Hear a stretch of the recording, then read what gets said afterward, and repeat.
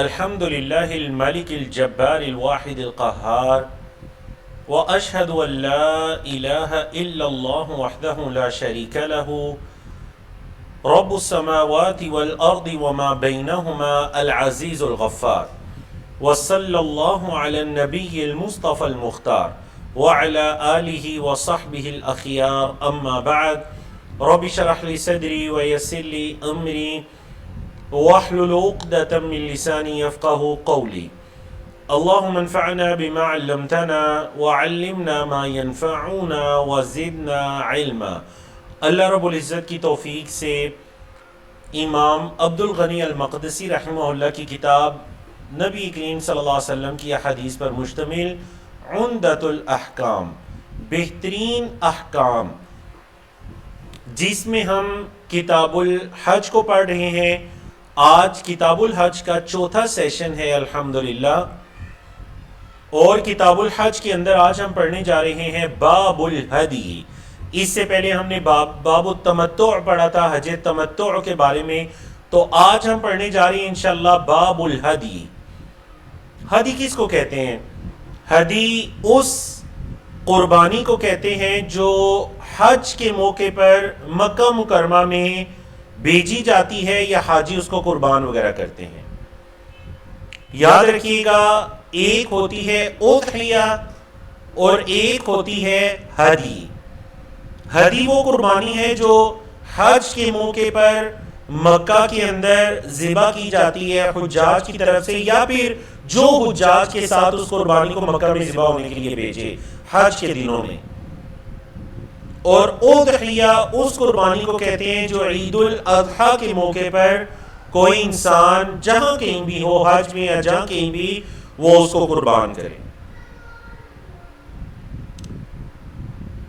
تو اس میں جو سب سے پہلی حدیث ہے وہ ام المومنین حضرت عائشہ رضی اللہ تعالی عنہ کی حدیث ہے۔ قالت، کہتی ہیں، فتلت قلائد ہدی نبی صلی اللہ علیہ وسلم، میں نے نبی کریم صلی اللہ علیہ وسلم کی قربانی کو، اس کے جو پٹے وغیرہ ہوتے ہیں میں نے ان کو بٹا۔ وہ جو جانوروں کے لیے رسیوں سے پٹے وغیرہ تیار کیے جاتے تھے میں نے ان کو بٹا۔ ثم اشعرها وقلدها او قلدتها، کہتی ہیں پھر نبی کریم صلی اللہ علیہ وسلم نے انہیں نشان زدہ کیا اور میں نے ان کو وہ پٹے پہنا دیے۔ قلد یقلد تقلید، جانور کے گلے میں کوئی جو پٹا وغیرہ پہنایا جاتا ہے اس کو کہتے ہیں۔ تو اب جب یہ کام ہو گیا، ثم بعث بها الى البیت، پھر نبی کریم صلی اللہ علیہ وسلم نے انہیں بیت اللہ کی طرف بھیجا۔ وَأَقَامَ بِالْمَدِينَةِ، اور آپ خود مدینہ میں ٹھہرے رہے۔ فَمَا حَرُمَ عَلَيْهِ شَيْءٌ كَانَ لَهُ حِلًّا، تو نبی کریم صلی اللہ علیہ وسلم پر کوئی چیز حرام نہیں ہوئی جو آپ کے لیے حلال تھی۔ حدیث کی شرح کی طرف آتے ہیں۔ ام المومنین حضرت عائشہ رضی اللہ تعالیٰ عنہ نے نبی کریم صلی اللہ علیہ وسلم کی قربانیوں کے جو جانور تھے ان کے پٹے وغیرہ تیار کیے۔ پھر نبی کریم صلی اللہ علیہ وسلم نے انہیں نشان زدہ کیا۔ اشعر یشعر، اشعار ہوتا ہے کہ جن جانوروں کو قربانی کے لیے خاص کیا جاتا ہے ان کی، خاص کر جو اونٹ وغیرہ ہیں، ان کی جو کوہان ہوتی تھی اس کے اوپر سے بال اتار کے، کچھ چمڑی اتار کر معمولی سا اس میں سے خون نکلتا تھا اور وہ ایک نشان زدہ جانور ہو جاتا تھا۔ جو بھی اس کو دیکھتا فوراً سے پہچان لیتا ہو یہ تو بیت اللہ میں قربان ہونے کے لیے جا رہا ہے۔ مطلب ایک ایسی خاص علامت ان جانوروں پر، ایک وہ جس طرح گدوانہ وغیرہ ہوتا ہے اس طرح سے ان جانوروں پر ایسی نشانی لگا دی جاتی تھی۔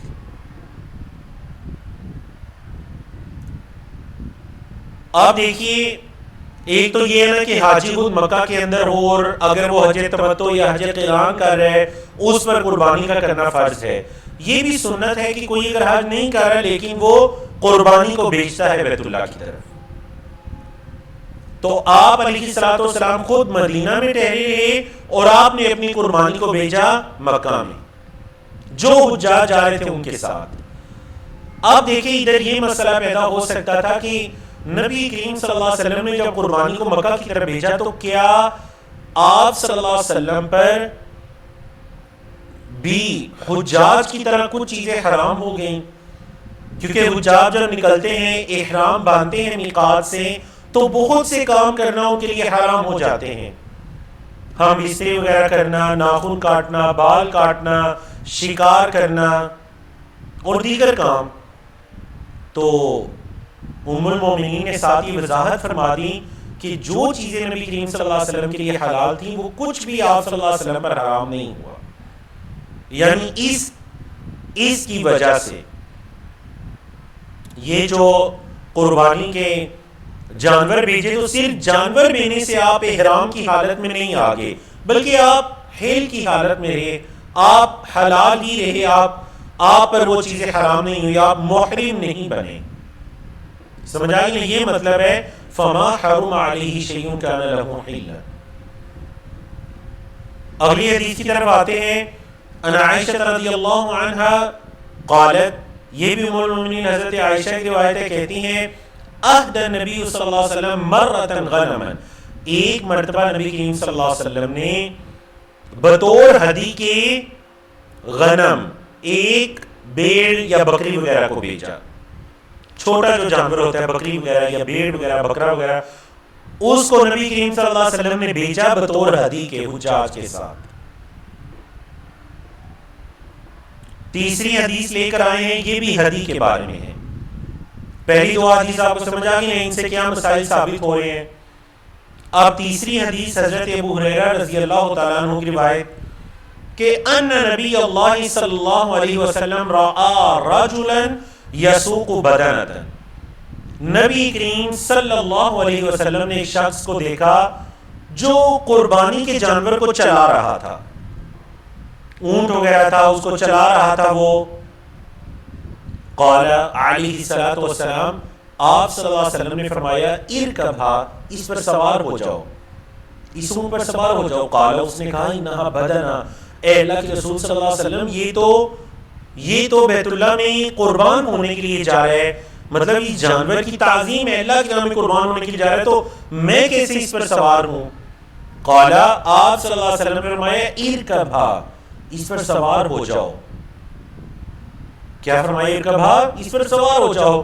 فرأیتہ راکبھا، تو حضرت ابو ہریرہ کہتے ہیں کہ میں نے اس کو دیکھا وہ اس پر سوار ہو گیا بدنہ پر. یسایر النبی، اور نبی کریم صلی اللہ علیہ وسلم کے ساتھ ساتھ چل رہا تھا. سایرا یسایر باب ہے، مطلب ہوتا ہے سیر، چلنا، تو وہ نبی کریم صلی اللہ علیہ وسلم کے ساتھ ساتھ چل رہا تھا. وفی لفظ، اور ایک حدیث کے الفاظ یہ ہیں قال فی الثانیۃ اب الثالثہ، دوسری یا تیسری مرتبہ آپ صلی اللہ علیہ وسلم نے یہ فرمایا ارکبھا ویلک او ویحک، تو ہلاک ہو جائے، سوار ہو جائے اس پر. کیا مطلب نبی کریم صلی اللہ علیہ وسلم کسی کو یہ حکم، کیا آپ صلی اللہ علیہ وسلم کو نہیں پتا کہ یہ بدنہ ہے، یہ قربانی کے لیے جا رہا ہے؟ پتہ ہے آپ صلی اللہ علیہ وسلم کو. تو کیا نعوذ باللہ نبی کریم صلی اللہ علیہ وسلم ایک غیر شرعی کام کا حکم دیں گے؟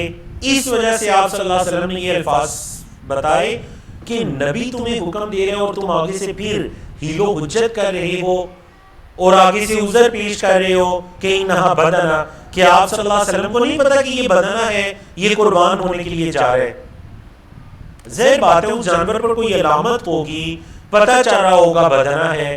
آپ صلی اللہ علیہ وسلم نے بھی اسی پر سوار ہونے کا اس کو حکم دیا، تو اس سے یہ پتہ چلا کہ جو بیت اللہ کی طرف قربانی کی غرض سے چلائے جانے والے جانور ہیں ان پر سوار ہوا جا سکتے ہیں بطور ضرورت کے.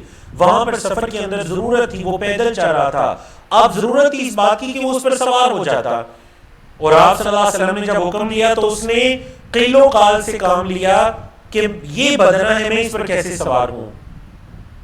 تو پھر جب آپ صلی اللہ علیہ وسلم نے فرمایا ارکبھا ویلک ویحک، تو ہلاک ہو جائے، اس پر سوار ہو جا، نبی تجھے حکم دے رہے ہیں. اللہ اکبر. تو یاد رکھیے گا جب ہم نبی کریم صلی اللہ علیہ وسلم کے کسی فرمان کی مخالفت کرتے ہیں، نافرمانی کرتے ہیں، تو ہمیں یہ حدیث یا ایسی احادیث ذہن کے اندر رکھنی چاہیے کہ جب ایک صحابی نے ایک حکم ماننے سے انکار کیا تو آپ صلی اللہ علیہ وسلم نے کیا فرما رہے ہیں. سمجھا گی نا آپ کو؟ آگے چلتے ہیں جی حدیث نمبر 234 کی طرف. بڑی پیاری حدیث ہے اور اس میں بھی یہ پتہ چلتا ہے کہ ہمیں نبی کریم صلی اللہ علیہ وسلم کے حدیث کے ساتھ ہمارا کیسا تعلق ہونا چاہیے، نمبر ایک. اور نمبر دو، اگر صحابہ کرام کے آپس میں اختلاف ہو جاتے تو وہ کیا کیا کرتے تھے. آج ہمارے بھی بعض اوقات اختلافات ہو جاتے ہیں نا، ہمیں پتا چلتا ہے کہ یار یہ عمل کرنا سنت ہے، پھر آپ کہتے ہیں سنت ہے یا نہیں ہے، میں کروں یا نہیں کروں. تو دیکھتے ہیں کہ صحابہ کرام آپس میں کیا کرتے ہیں. اگر کسی بات پر ان کا اختلاف ہو جاتا کہ یہ کرنا ہے یا نہیں کرنا. موضوع ہے اس حدیث کا، حدیث نمبر 234، باب الغسل للمحرم، محرم کے لیے غسل کا باب، محرم کے لیے غسل کا باب. انا عبداللہ بن حنین، حضرت عبداللہ بن حنین رضی اللہ تعالیٰ عنہ سے روایت ہے.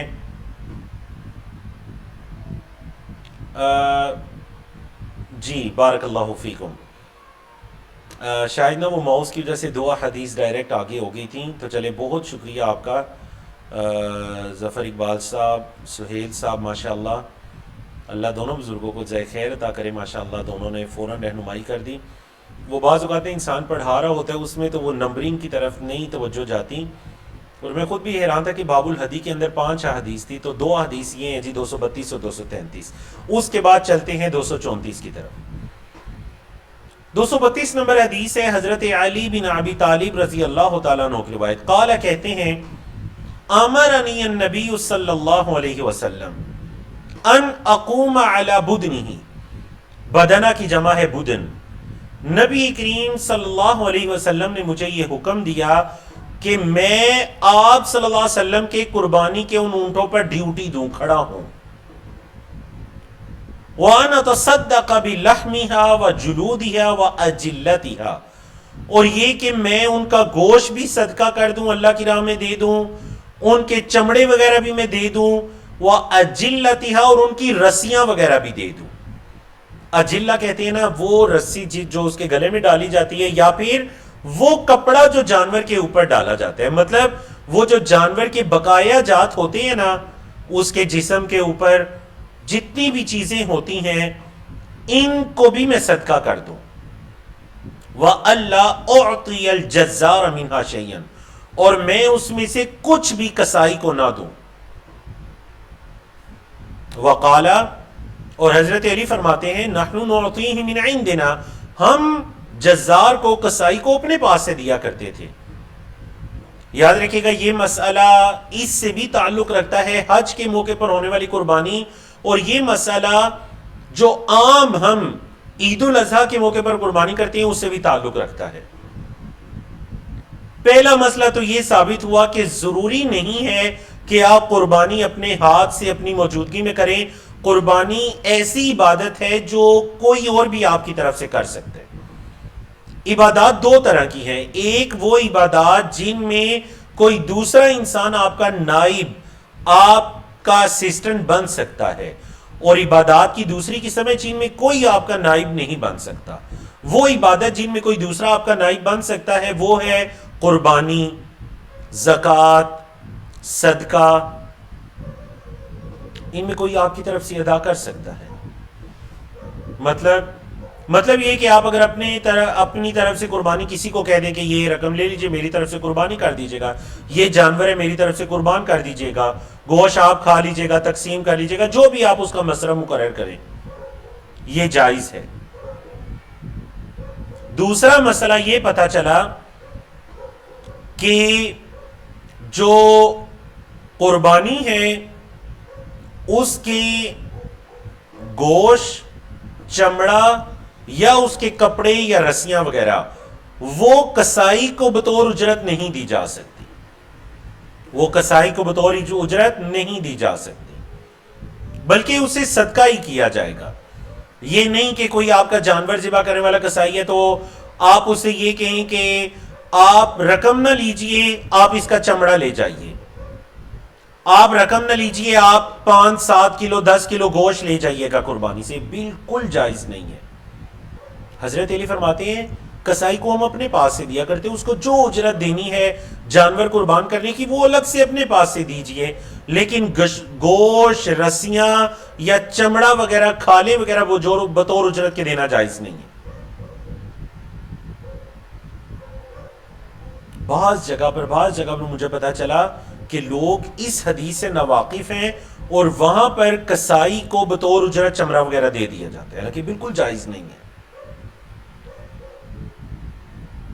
اب دیکھیں دوسری صورت یہ ہے کہ آپ کسائی کو یہ کہتے ہیں کہ آپ کو گوشت بھی دیا جائے گا اور اس کے بدلے میں وہ جو جانور ذبح کرے اس کی اجرت میں کمی آ جاتی ہے، یہ بھی جائز نہیں ہے. سمجھ آئی؟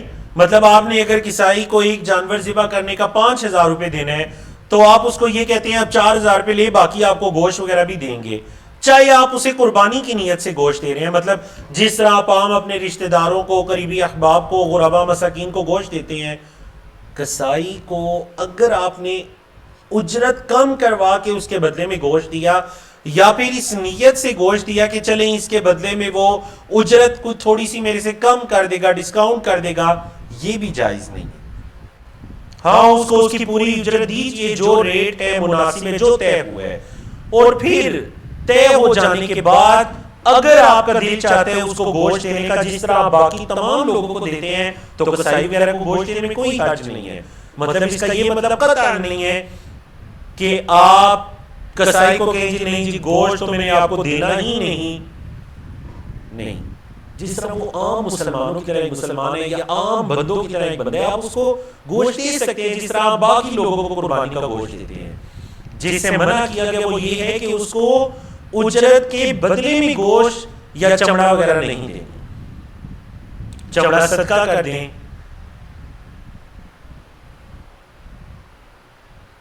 اور اس کے جو رسیاں وغیرہ یا وہ ہیں وہ بھی بطور اجرت کے آپ نہیں دے سکتے.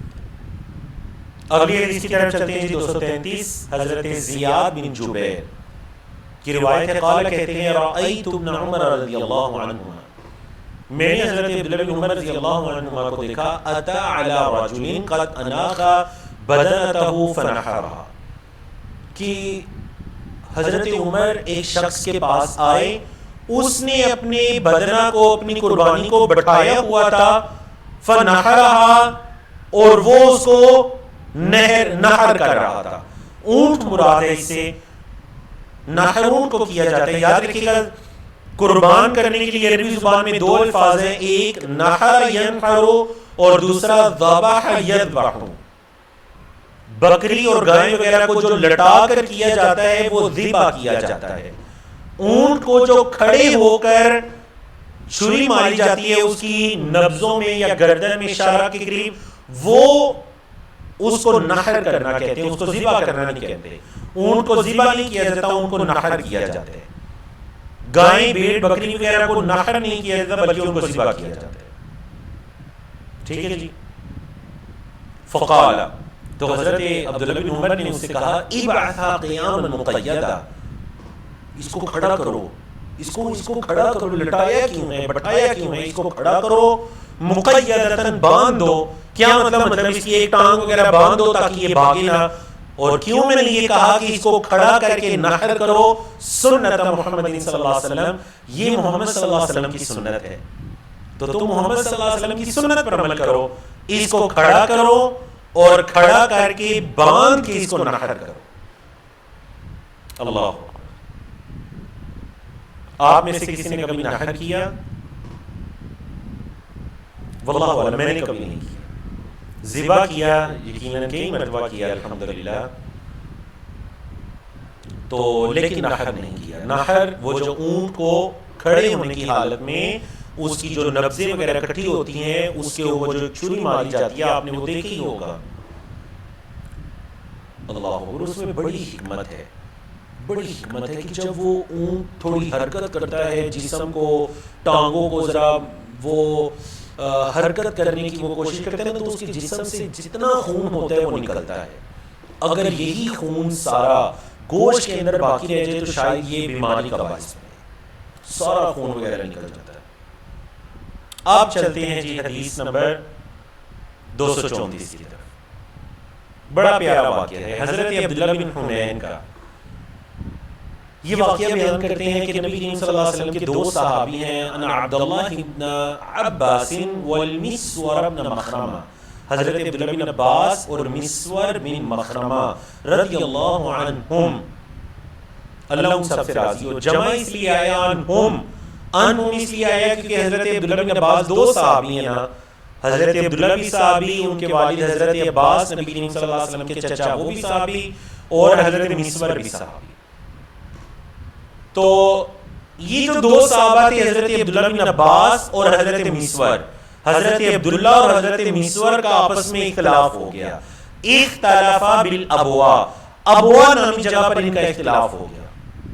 کیا اختلاف ہوا؟ فقال ابن عباس، حضرت عبداللہ بن عباس نے کہا یغسل المحرم رأسہ، احرام کی حالت میں جو بندہ ہے نا محرم، وہ اپنا سر دھو لے گا.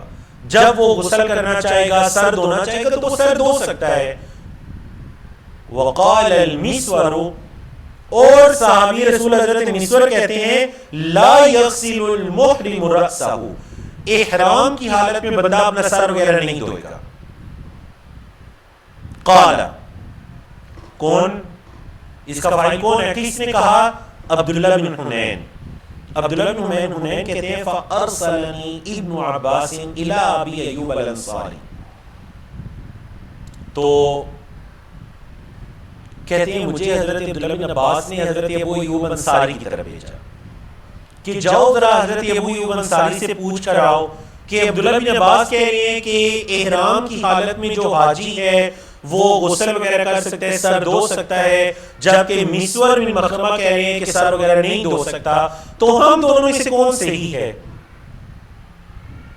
پہلے ترجمہ پڑھ لیجئے پھر شرح کی طرف آتے ہیں. فوجدته یغتسل بین القرنین، تو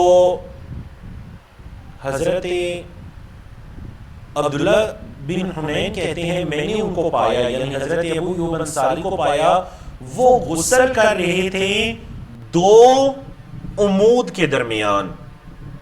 دو لکڑیاں جو باندھی جاتی ہیں ان کے درمیان وہ غسل کر رہے تھے. وَهُوَ يَسْتُرُ بِثَوْبٍ، اور وہ ایک کپڑے سے سطر بھی کر رہے تھے. کیا مطلب ایک کپڑے سے انہوں نے اپنے جسم کو بھی چھپایا ہوا تھا، یا پھر کسی دوسرے نے وہ کپڑا پکڑا ہوا تھا، اور حضرت جو ابو ایوب انصاری تھے وہ غسل کر رہے تھے. فسلمت علیہ، تو حضرت عبداللہ بن حنین کہتے ہیں میں نے انہیں سلام کیا.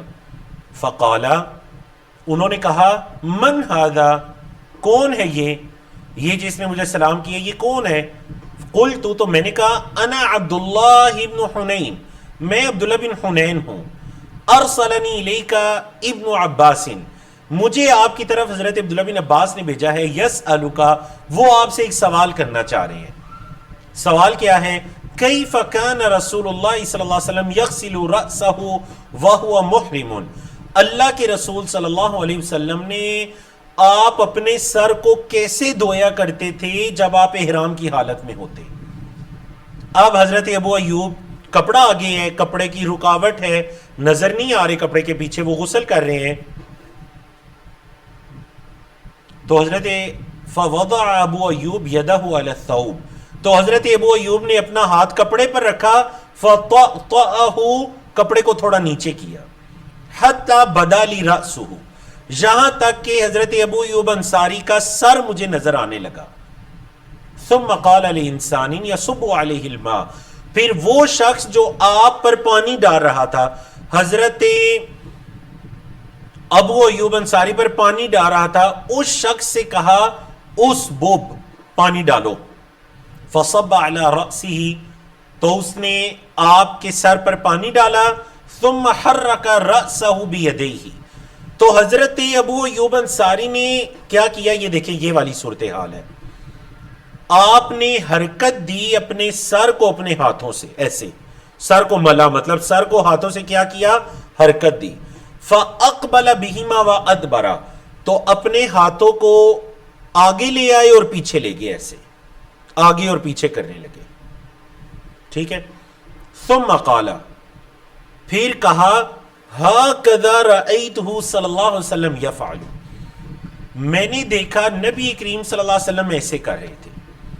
میں نے دیکھا آپ صلی اللہ علیہ وسلم ایسے کر رہے تھے. ایسے احرام کی حالت میں بندہ اپنا سر دھوئے گا. وفی روایتین، اور ایک حدیث کے الفاظ یہ ہیں، فقال المسور لابن عباس، حضرت مسور نے حضرت عبداللہ بن عباس سے کہا، لا اماری کا ابدا، اے عبداللہ بن عباس میں آپ سے آئندہ کبھی بھی نہیں جھگڑوں گا، کبھی میں آپ سے بحث مباحثہ نہیں کروں گا.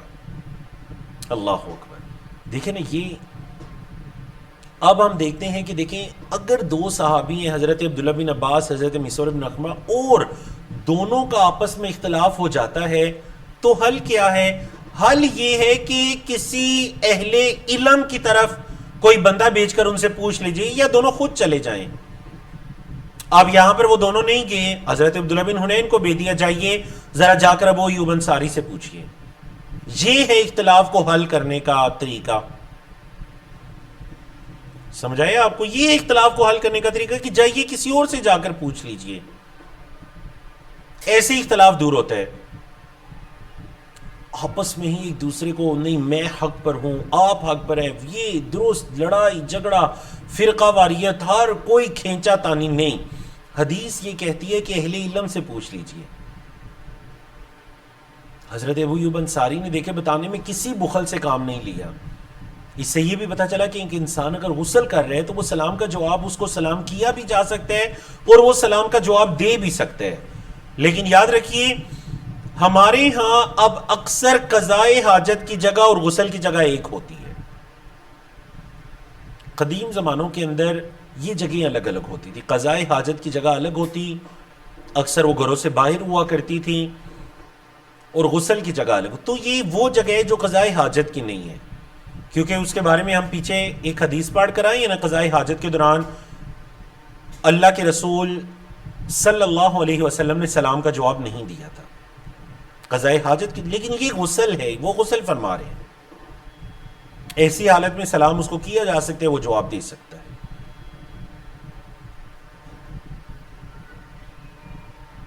دوسرا جو ایک مسئلہ پتہ چلا وہ یہ کہ ایک انسان اگر غسل کر رہا ہے اور اس کا باقی جسم چھپا ہوا ہے تو سر وغیرہ وہ باہر نکال سکتا ہے، یا کسی سے کوئی بات کرنی ہو تو وہ کر سکتا ہے بطور ضرورت حاجت کے وقت، جیسا کہ حضرت ابو ایوب انصاری نے کیا اس موقع پر. اور دیکھیں وہ باتیں بھی کر رہے ہیں، انہوں نے جو انسان ان پر پانی ڈالا تھا وہ اس کو کہہ رہے ہیں اس وہ پانی ڈالو، اور پھر کہہ رہے ہیں ایسے ایسے میں نے آپ صلی اللہ علیہ وسلم کو دیکھا آپ ایسے کر رہے تھے. یہ سب باتیں وہ غسل کی حالت میں کر رہے ہیں. تو پتہ چلا اس حالت کے اندر بات وغیرہ کی جا سکتی ہے. تیسرا جو اہم ترین مسئلہ وہ یہ ہے کہ جیسے ہی حضرت مسور کو حدیث کا پتہ چل گیا تو فوراً سے اپنی بات سے پیچھے ہٹ گئے. یہ جو کہہ رہے تھے نا کہ محرم احرام کی حالت میں بندہ غسل وغیرہ نہیں کر سکتا، سر نہیں دھو سکتا، فوراً اپنی بات سے پیچھے ہٹ گئے. نہ صرف پیچھے ہٹے بلکہ حضرت عبداللہ بن عباس کے پاس جب دیکھا میرے سے زیادہ علم ہے حدیث کا تو کہنے لگے آئندہ میں آپ سے کبھی بحث مباحثہ نہیں کروں گا. سمجھا گیا جی؟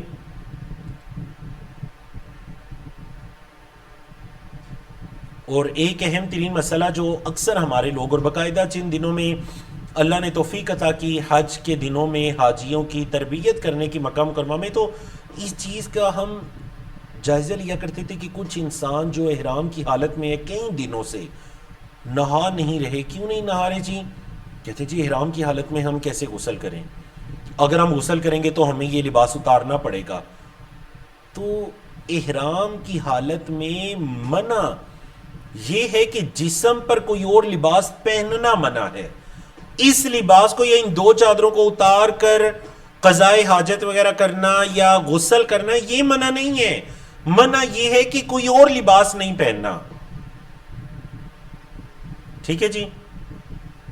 ایک انسان اگر ان 2 چادروں کو کھول کر کوئی تیسری چادر لے کر اپنے جسم میں باندھ کر اوپر پانی وغیرہ ڈالنا چاہتا ہے, غسل کرنا چاہتا ہے تو کر سکتا ہے.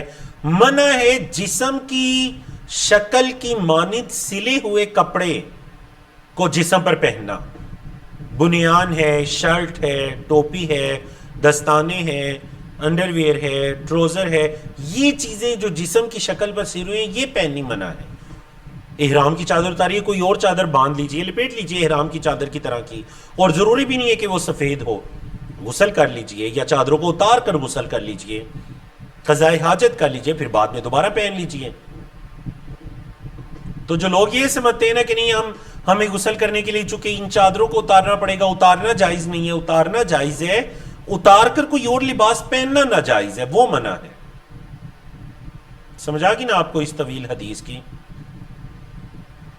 اب ہم آتے ہیں جی ایک اور باب کی طرف, اور کوشش کرتے ہیں اس باب کو آج ہی مکمل کریں. یہ باب ہے باب فسخ الحج الی العمرہ, حج کو عمرے کی طرف فسخ کرنا. حج کو فسخ کرنا عمرے تک. کیا مطلب؟ پہلے بات سمجھ لیجئے, پھر ہم حدیث پڑھتے ہیں تو مزید سمجھ آ جائے گی. ایک شخص ہے جس نے حج کا احرام باندھا. حج کا احرام باندھا مطلب حج قران کرنے کا اس نے ارادہ کیا. مکہ مکرمہ میں جب آیا تو یہاں پر آ کر اسے یہ ظاہر ہوا کہ وہ حج تمتع کر سکتا ہے. اب چونکہ حج تمتع کے اندر تو پہلے عمرہ کیا جاتا ہے نا, اس میں جو میقات سے احرام باندھا جاتا ہے وہ عمرے کا باندھا جاتا ہے. سمجھائی؟ اب اس بندے نے حج کا احرام باندھا ہے تو کیا حج کے احرام کو عمرے کی طرح منتقل کر سکتا ہے؟ تو جواب ہے کہ جی کر سکتا ہے. یہی مطلب ہے فسخ الحج الی العمرہ. احرام حج کا باندھا ہے لیکن اب اس کا حج تمتع کا ارادہ بنے اور اس کے اندر پہلے عمرہ کیا جاتا ہے تو اپنے اس احرام کو وہ عمرے پر کنورٹ کر سکتے ہیں. اب حدیث سنیے. جابر بن عبداللہ رضی اللہ عنہما, حضرت جابر بن عبداللہ رضی اللہ عنہما کی روایت قال کہتے ہیں احل النبی صلی اللہ علیہ وسلم واصحابہ, نبی کریم صلی اللہ علیہ وسلم اور آپ کے صحابہ نے تلبیہ کہا. احل یحل ہوتا ہے تلبیہ کے ساتھ آواز بلند کرنا. تلبیہ کہا لبیک اللہم لبیک. کون سا تلبیہ کہا؟ بالحج, حج کا تلبیہ کہا. حج کا احرام باندھا, حج کی نیت میں آگے. وَلَيْسَ مَعَ أَحَدٍ مِّنْهُمْ هَدْيٌ غَيْرَ نبی صلی اللہ علیہ وسلم وَطَلْحَةَ, اور ان تمام صحابہ میں سے صرف 2 لوگ تھے, ایک نبی کریم صلی اللہ علیہ وسلم اور ایک حضرت طلحہ. ان دونوں کے علاوہ کسی کے پاس قربانی نہیں تھی. یہ 2 تھے جو قربانی ساتھ لے کر آ رہے تھے مدینہ سے, ذوالحلیفہ سے.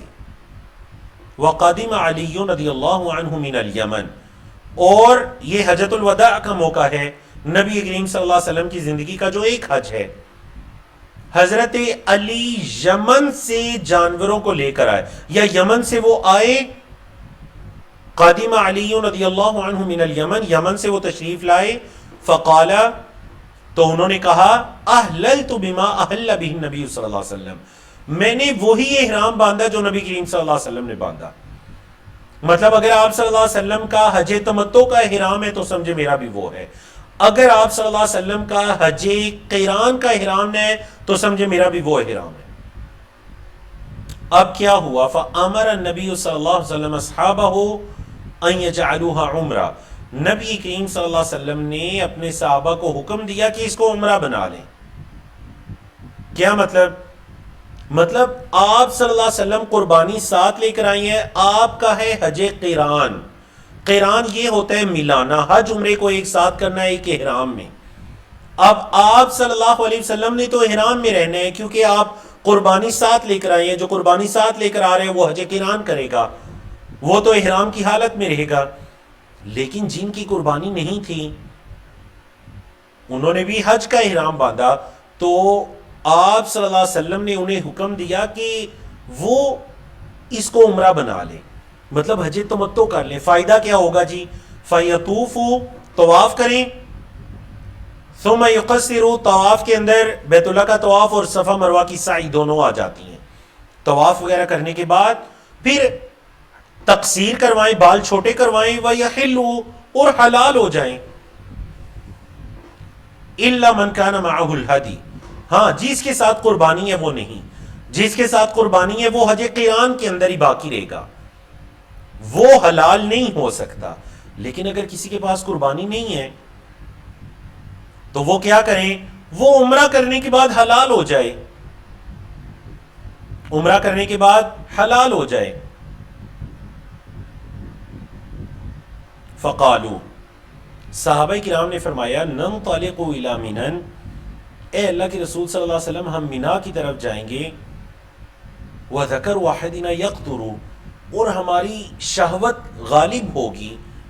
اب جب صحابہ نے یہ والی بات کی تو فبلغ ذلك النبی صلی اللہ علیہ وسلم، نبی کریم صلی اللہ علیہ وسلم تک یہ بات پہنچی. فقالا، تو آپ نے فرمایا، لو استقبلت من امری ما استدبرت ما اهدیت، اگر دوبارہ سے مجھے اس معاملے کا اختیار دیا جاتا نا جو پیچھے گزر چکا ہے، تو میں قربانی ساتھ نہ چلاتا. کیا مطلب پھر میں بھی آپ کی طرح حج تمتع کرتا، مکہ میں پہنچ کر عمرہ کر کے حلال ہو جاتا. وَلَوْلَا أَنَّ مَعَاهِ الْهَدِيَ لَأَحْلَلْتُ، اور اگر میرے ساتھ ہدی نہ ہوتی تو میں بھی حلال ہو جاتا. لیکن چونکہ میں قربانی ساتھ لے کر آیا ہوں تو میں نے تو حج قران کرنا ہے، اور آپ صلی اللہ علیہ وسلم نے حج قران کیا تھا.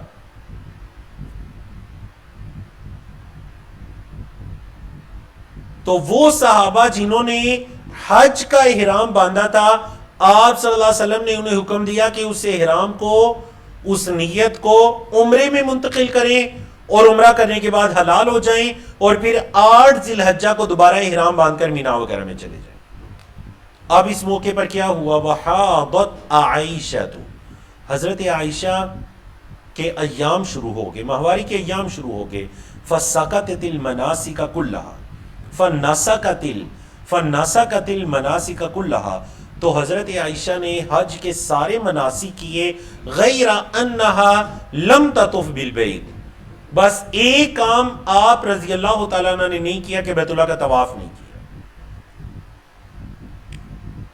باقی سارے مناسک کیے، صفا مروہ کی سعی بھی کی، عرفہ بھی گئیں، مزدلفہ بھی گئیں، مینا بھی گئیں، لیکن چونکہ بیت اللہ کا طواف نہیں کر سکتی اس حالت کے اندر. فلما طہرت، جب وہ پاک ہوئیں، طافت بالبیت، تو انہوں نے بیت اللہ کا طواف کیا. طہارت جب انہیں حاصل ہو گئی، ایام ختم ہو گئے، تو انہوں نے بیت اللہ کا طواف کیا. قالت، کہنے لگی، یا رسول اللہ، اے اللہ کے رسول صلی اللہ علیہ وسلم، تنطلقون بحجۃ وعمرہ، آپ سب حج اور عمرہ کر کے جائیں گے. بعض آپ کے صحابہ ہیں جو حج تمتع کیا، انہوں نے عمرہ اور حج. بعض ایسے ہیں جنہوں نے حج قران کیا، عمرہ اور حج. وَأَنطَلِقُ بِحَجٍ، تو میں صرف ایک حج کر کے جاؤں گی، کیونکہ ان کے ایام شروع ہو گئے تھے. تو پھر انہوں نے حج افراد کیا. اللہ اکبر. فَأَمَرَ عبد الرحمن ابن ابی بکر، تو اللہ کے رسول صلی اللہ علیہ وسلم نے ان کے بھائی، حضرت عائشہ کے بھائی حضرت عبد الرحمن بن ابو بکر کو حکم دیا، ان یخرج معها الى تنعیم، کہ جاؤ عائشہ کو تنعیم لے کر جاؤ. تنعیم کیوں لے کر جاؤ؟ تنعیم وہ مقام ہے جہاں آج مسجد عائشہ بنی ہوئی ہے. تنعیم لے کر جاؤ کیونکہ بیت اللہ کی چاروں طرف حرم کی حدود ہے. اگر حدود کے اندر رہنے والا کوئی شخص عمرہ کرنا چاہے گا تو اس کا کیا طریقہ کار ہے؟ وہ احرام کہاں سے باندھے گا؟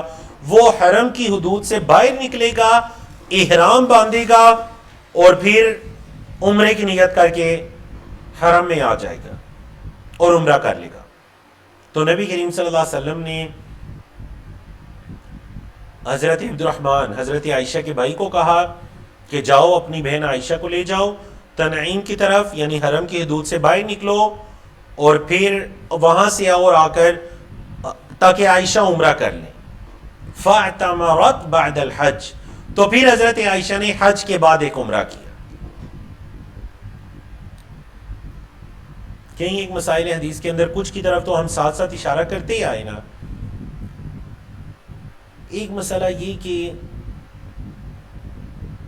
دیکھیں اب سوال یہ پیدا ہوتا ہے کہ جس طرح ہمارے لوگ یہ کام کرتے ہیں کہ وہ جاتے ہیں جب عمرہ کرنے کے لیے تو ایک ہی سفر کے اندر وہ 8 10 عمرے کرتے ہیں. بعض لوگوں کو میں نے خود سنا 15 عمرے روزانہ ایک عمرہ کر رہے ہیں, روزانہ جا رہے ہیں مسجد عائشہ ہیں جی, وہ سیارہ اجرا جو ٹیکسی وغیرہ لیموزین ہے اس پر بیٹھ کر جا رہے ہیں, 2 ریال 3 ریال دے کر 4 5 لوگ مل کر جا رہے ہیں, وہاں سے احرام باندھ کر آتے ہیں, پھر عمرہ کیا, اگلے دن پھر عمرہ کیا, روزانہ عمرے پر عمرہ. جی یاد رکھیے گا نبی کریم صلی اللہ علیہ وسلم کا یہ طریقہ کار نہیں. یہ جو کام ہوا یہ حضرت عائشہ کی اس ایک مجبوری کی وجہ سے ہوا کہ نبی کریم صلی اللہ علیہ وسلم نے اپنی زوجہ محترمہ کی خواہش کا احترام کیا اور ان کے بھائی حضرت عبد الرحمن کو کہا کہ جاؤ جا کر اپنی بہن کو ایک عمرہ کروا دو. اب اگر یہ کوئی بہت ثواب کا کام ہوتا یا یہ کوئی مشروع سنت ہوتی تو دیکھیں نبی کریم صلی اللہ علیہ وسلم خود نہ ان کے ساتھ تشریف لے جاتے کہ چلے میں بھی ایک عمرہ وہ اضافی کر لوں. لیکن یہاں پر تو یہ بھی ثابت نہیں ہو رہا کہ حضرت عبد الرحمن جو ساتھ گئے ہیں انہوں نے بھی عمرہ نہیں کیا, کیونکہ حدیث کے الفاظ ہے فَاعْتَمَرَتْ بَعْدَ الْحَجِّ, حضرت عائشہ نے عمرہ کیا. اگر دونوں عمرہ کرتے تو پھر یہ ہوتا فَاعْتَمَرَا, ان دونوں نے عمرہ کیا, لیکن نہیں, اس اکیلی حضرت عائشہ رضی اللہ تعالیٰ عنہ نے عمرہ کیا. اس وجہ سے آپ کہہ لیجیے یہ جو طریقہ کار بنا ہوا ہے یہ بالکل درست نہیں. ایک سفر کے اندر نبی کریم صلی اللہ علیہ وسلم نے ایک ہی عبادت کی ہے. لیکن اگر کوئی انسان کر لیتا ہے تو ہم یہ نہیں کہیں گے کبھی بھی اللہ آپ کو عمرہ قبول نہیں کرے گا, یا یہ عمرے قبول کرنا نہ کرنا یہ ہمارے ذمے نہیں ہے. بولے یہ ہمارے ذمے نہیں ہے. تو پھر ہمارے ذمہ کیا ہے؟ ہمارے ذمہ یہ ہے کہ ہم یہ دیکھیں کہ نبی کریم صلی اللہ علیہ وسلم کا طریقہ کار کیا ہے بس, اور ہم اس کو فالو کرنے کی کوشش کریں.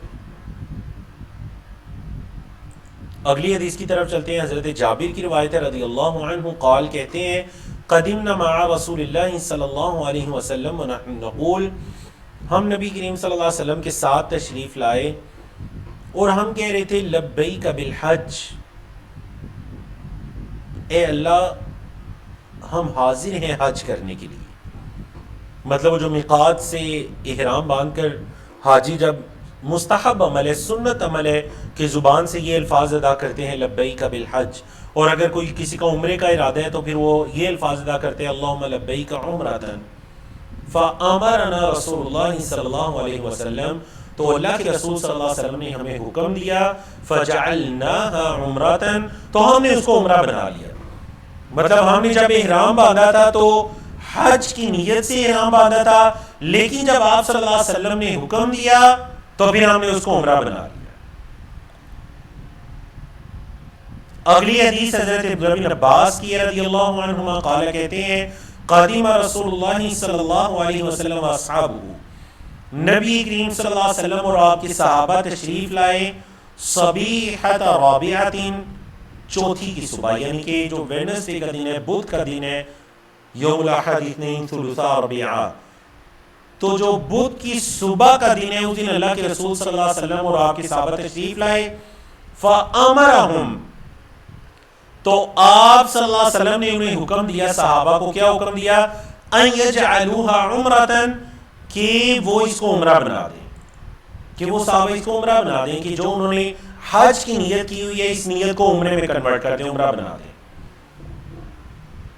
فقالو, تو ان صحابہ نے کہا یا رسول اللہ, اے اللہ کے رسول صلی اللہ علیہ وسلم, ای الحل, آپ جو ہمیں یہ فرما رہے ہیں کہ عمرہ بنا دو اور عمرہ کر کے طواف سعی کرنے کے بعد اور حلق یا تقصیر کروانے کے بعد حلال ہو جاؤ, تو ذرا یہ تو بتائیے کون سا حلال, ای الحل, مطلب جو پابندیاں ہم پر لگی ہیں کیا ساری پابندیاں ختم ہو جائیں گی, کون سا حلال؟ قالا, آپ صلی اللہ علیہ وسلم فرمایا الحل کلہ, سارا کا سارا حلال ہونا, مطلب جو پابندیاں لگ چکی ہیں ان سب سے حلال ہو جانا, الحل کلہ. ساری پابندیوں سے حلال ہو جانا.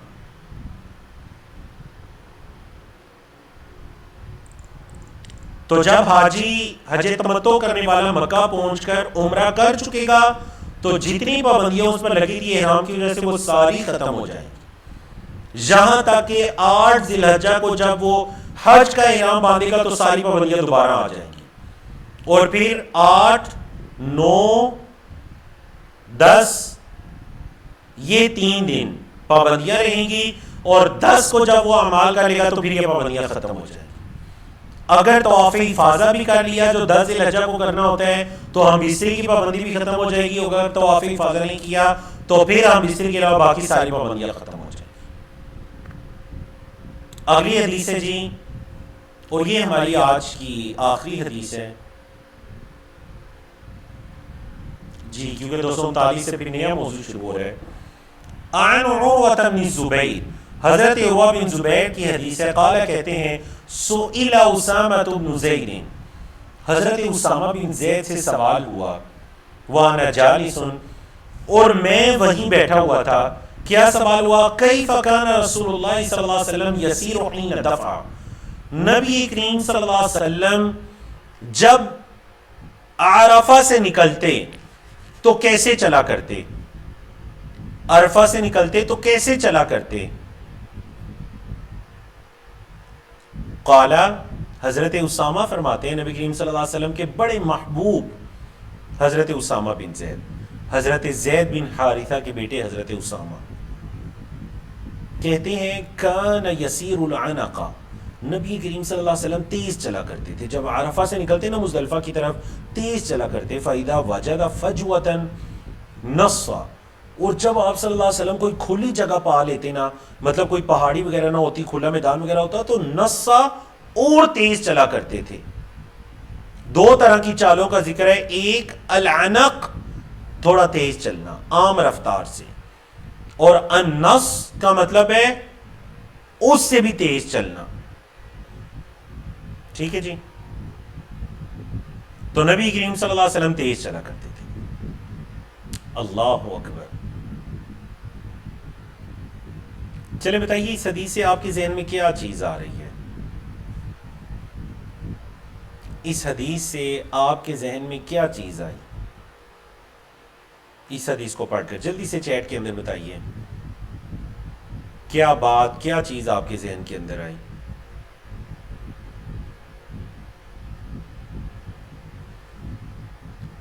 چیٹ کے اندر آپ لکھیے. میرے ذہن میں جو یہ حدیث پڑھ کر جو چیز آئی،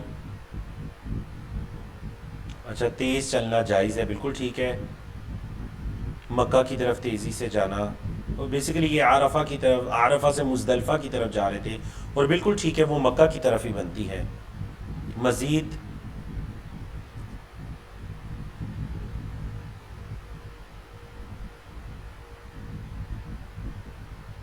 جو بات میرے ذہن میں آئی وہ یہ ہے کہ دیکھیے مزدلفہ جلد پہنچنا، یہ بھی ٹھیک ہے بالکل.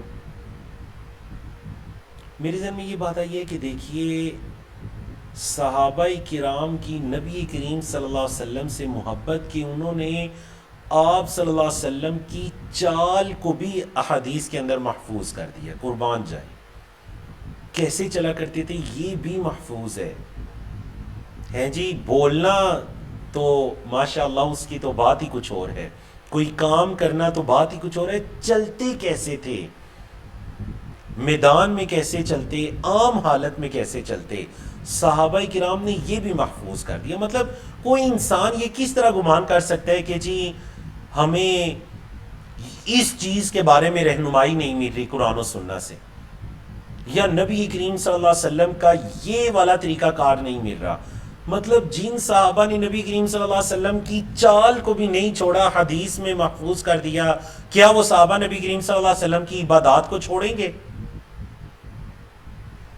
اللہ اکبر. اس سے یہ پتہ چلتا ہے کہ صحابہ کا نبی کریم صلی اللہ علیہ وسلم سے کیسا تعلق تھا. وہ حضرت عروہ بن مسعود الثقفی کہتے ہیں نا کہ میں بڑے بڑے بادشاہوں کے پاس گیا، میں کیسر و کسریٰ کے پاس گیا، یہ سردار تھے، اور کہتے ہیں کہ میں نجاشی کے پاس گیا، حبشہ کے دربار میں گیا، بڑے بڑے میں عمرا کے پاس گیا. ما رأيت أحدا يعظمه أصحابه ما يعظم أصحاب محمد محمدا. کبھی میں نے نہیں دیکھا کہ کسی کے صحابہ کسی کے ساتھی اس کی اتنی تعظیم کرتے ہوں جتنی محمد صلی اللہ علیہ وسلم کے ساتھی ان کی کرتے ہیں. اگر نبی کریم صلی اللہ علیہ وسلم کچھ گفتگو فرماتے ہیں تو صحابہ رعب دبدبے حیا کی وجہ سے ان کی طرف نظر بڑھ کر دیکھ نہیں پاتے. جب بولتے ہیں تو صحابہ خاموش ہو جاتے ہیں, انہیں جیسے کوئی سانپ سونگ گیا ہو ایسے خاموش ہو جاتے ہیں. آپ صلی اللہ علیہ وسلم جب لعاب پھینکنے کا ارادہ کرتے ہیں تو وہ اس کو لے کر اپنے جسموں پر ملنا سعادت سمجھتے ہیں. آپ علیہ الصلوۃ والسلام جب وضو کرتے ہیں, حضرت عروہ فرماتے ہیں ایسے معلوم ہوتا ہے کہ آپ کے جسم مبارک سے گرنے والے وضو کے پانی پر صحابہ کا آپس میں جھگڑا ہو جائے گا, اس طرح سے اس پانی کو لینے کی حرص کرتے. اللہ اکبر. یہ صحابہ کرام ہے اور یہ نبی کریم صلی اللہ علیہ وسلم سے ان کی محبت ہے. اس وجہ سے کوئی کس طرح یہ بات کہہ سکتا ہے کہ یہ صحابہ نعوذ باللہ نبی کریم صلی اللہ علیہ وسلم کے بعد آپ کے کسی فرمان کے مخالف زندگی گزاریں گے یا کسی کے ساتھ زیادتی کریں گے, یا نعوذ باللہ جس طرح بعض نام نہاد مسلمانوں کا یہ کہنا ہے کہ کچھ صحابہ یا اکثر صحابہ مرتد ہو گئے تھے, نعوذ باللہ کچھ کے علاوہ باقی یہ وہ ہستیاں ہیں جن کی تربیت اللہ کے رسول صلی اللہ علیہ وسلم نے فرمائی تھی. بتائیے کہ کس طرح وہ ان کے اندر کوئی ایسی عادت آ سکتی ہے. مربی تو دیکھیے, تربیت کرنے والا تو دیکھیے. اگر نعوذ باللہ صحابہ کی طرف انگلی اٹھتی ہے, مطلب آج دیکھیں اگر میں کچھ ایسا کام کرتا ہوں نا تو فوراً سے آپ یہ کہتے ہیں کہ یہ کس سے تعلق رکھتے ہیں, پتہ چلتا ہے جی انڈرسٹینڈ قرآن سے تعلق رکھتے ہیں, تو میری ادارے کی طرف انگلی اٹھے گی, جہاں سے میں نے تعلیم حاصل کی اسی ادارے کی طرف انگلی اٹھے گی. ایسے ہی ہے جی, بتائیے ایسا ہوتا ہے یا نہیں. تو صحابہ کرام نے کس انسٹیٹیوٹ سے تعلیم حاصل کی تھی, کس شخصیت سے تربیت پائی تھی؟ مجھے بتائیے اگر آپ صحابہ کی طرف انگلیاں اٹھائیں گے تو کیا اس ذات کی طرف انگلی نہیں, ان شخصیت کی طرف انگلی نہیں اٹھے گی نبی کریم صلی اللہ علیہ وسلم؟ کیونکہ تربیت کرنے والے تو وہ ہیں, احادیث کے اندر ان صحابہ کے فضائل بیان کرنے والے تو وہ ہیں. اللہ اکبر. قربان جائیں آپ صلی اللہ علیہ وسلم کے صحابہ پر, قربان جائیں آپ صلی اللہ علیہ وسلم پر. تو کتاب الحج چل رہی ہے الحمدللہ. امید ہے آنے والے 1 یا 2 ہفتوں کے اندر انشاءاللہ ہماری کتاب الحج مکمل ہوگی. حج سے پہلے عید الاضحیٰ سے پہلے ہم کتاب الحج مکمل کریں گے, اور انشاءاللہ العزیز عید الاضحیٰ کے بعد ہماری کتاب النکاح شروع ہو جائے گی, کتاب النکاح والطلاق, جو کہ اہم ترین کتاب ہے. اقول قولی ھذا استغفر اللہ لی ولکم وللسائر المسلمین من کل ذنب وصلی اللہ تعالی علی نبینا محمد وعلی آلہ وصحبہ اجمعین.